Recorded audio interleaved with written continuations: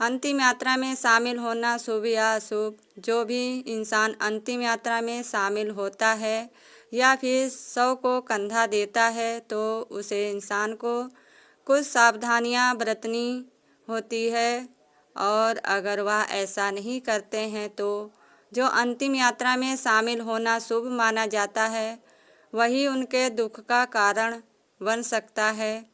आज हम आपको बताएंगे कि आपको अंतिम यात्रा के दौरान सावधानी बरतनी चाहिए, लेकिन इससे पहले आपको बताते हैं कि कैसे एक अंतिम यात्रा और शव यात्रा को देखने से आपकी सभी मनोकामनाएं पूर्ण हो जाती हैं। कि जब भी कोई शव यात्रा या फिर अर्थी दिखे तो उसे दोनों हाथ जोड़कर सर झुकाकर प्रणाम करना चाहिए और साथ ही शिव के नाम का जाप भी करना चाहिए।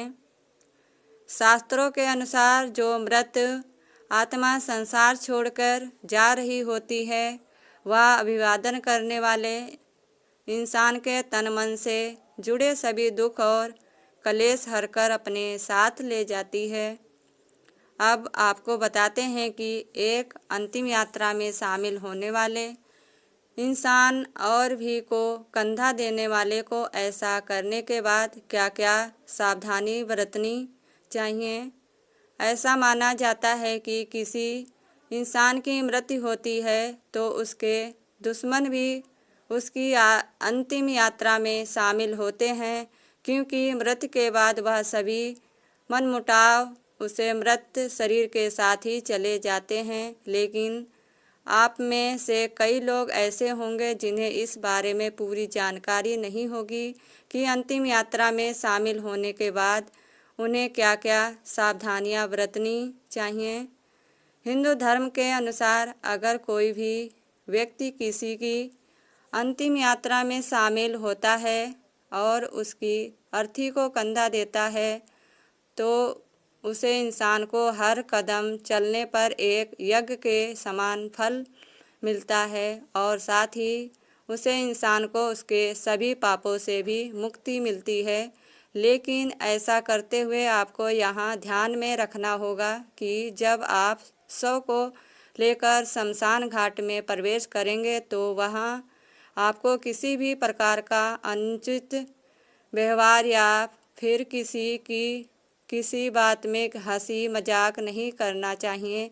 अगर कोई भी व्यक्ति किसी भी तरह की अनुचित गतिविधियां करता है तो समय आने पर उसे भगवान को इसका जवाब देना होता है। साथ ही उसे यह भी समझना चाहिए कि उसे भी अंतिम समय में यहीं पर ही लाया जाएगा।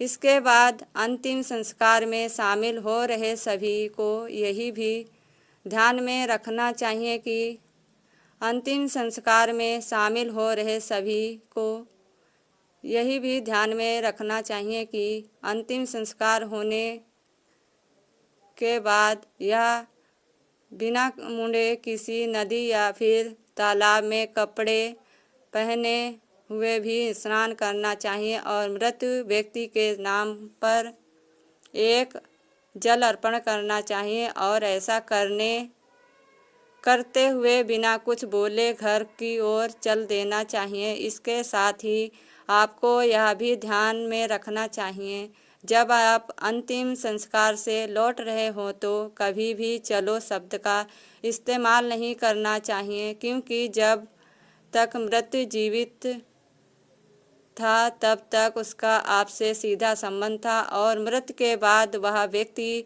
प्रत्येक प्रेत योनि में प्रवेश कर चुका होता है, जिसके कारण अगर आप लौटते वक्त चलो शब्द का इस्तेमाल करते हैं तो वह इंसान प्रेत रूप में आपके साथ भी चल सकता है। इसी वजह से शमशान घाट से लौटते हुए वक्त आपको चलो शब्द का इस्तेमाल नहीं करना चाहिए। वहीं शास्त्रों के अनुसार एक नियम यह भी है कि जो व्यक्ति ब्रह्मचर्य पालन करते हैं और माता पिता गुरु के अलावा किसी भी अन्य व्यक्ति को कंधा नहीं दे सकते और ना ही किसी व्यक्ति की शव यात्रा में शामिल हो सकते हैं। अगर वह व्यक्ति ऐसा करता है तो इससे उनका ब्रह्मचर्य खंडित हो जाता है। इसी तरह अंतिम संस्कार से लौट के बाद सभी को नीम की दातुन करनी चाहिए और फिर लोहा जल पत्थर का स्पर्श करना चाहिए।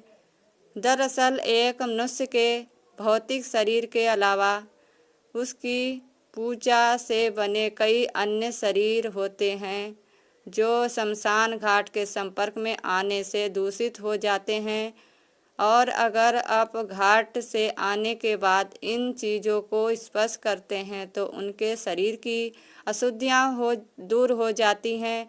वहीं जो लोग शव यात्रा या अंतिम संस्कार में शामिल होते हैं उन्हें एक दिन का सूतक मानना चाहिए। शव को छूने वाले इंसानों को 3 दिन का और अर्थी को कंधा देने वाले को 8 दिन का सूतक मानना चाहिए।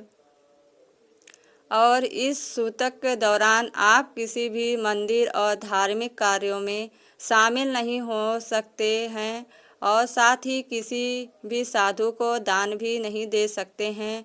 वहीं शास्त्रों में कहा गया है, यदि हमारे घर के आसपास किसी व्यक्ति की मृत्यु हुई है तो हमें उसे व्यक्ति की अंतिम यात्रा में भी जरूर जाना चाहिए, और साथ ही जब तक उसे इंसान की अर्थी ना उठ जाए तब तक हमें कोई भी शुभ कार्य या फिर पूजा पाठ नहीं करना चाहिए।